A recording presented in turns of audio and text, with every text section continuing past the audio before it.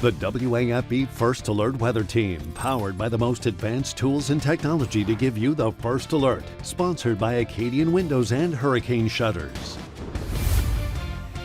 Good morning to you on this Thursday. Happy Friday Eve to all those who celebrate. You are looking live at a very pretty shot overlooking Bay St. Louis, courtesy of Our Lady of the Lake Sky 9. Looking live, looking good, feeling okay. 72 degrees, not quite as nice and crisp as we were yesterday, but we'll take it. 91 degrees, by the way, that's the third consecutive day that we did that. So September 1, 2, 3, all 3 days 91. Wish I could tell you it'd be cooler today, but we're going to be a few degrees warmer as the humidity is going to be climbing. Limited rain chances over the next couple of days. We're tracking a big time cold front, and as always, we've got an update in the tropics, and we'll show you what's going on in the Atlantic. First, brief digression. Let's take you out to the sky. Saturday night, Sunday night, two chances to get a look at the full corn moon. That'll be the 9th full moon of the year. Not a super moon, but next month's moon, October's moon, will be a super moon. The disappointing thing this time around is that this is actually going to be a blood moon lunar eclipse, but it won't be visible for the entire United States. We won't see it at all. In fact, I would say parts of North America, the only part of the globe that probably won't see it. So to us,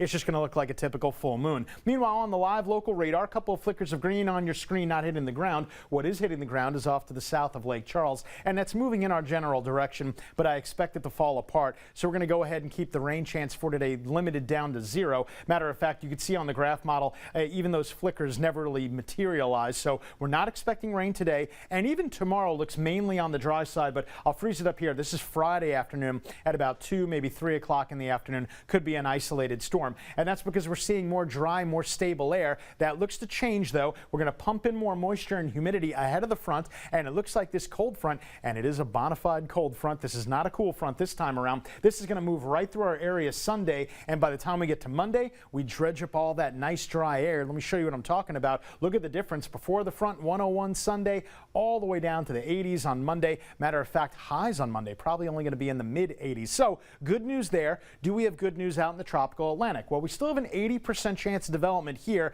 That is most likely going to become Gabrielle. Here's the good news for us. I think it's going to be a fish storm taking on that general path of the September tropical formation. So no news for us is good news. 72 degrees as you get the kiddos to the school bus stop. 93 hot and dry in the afternoon. Johnny?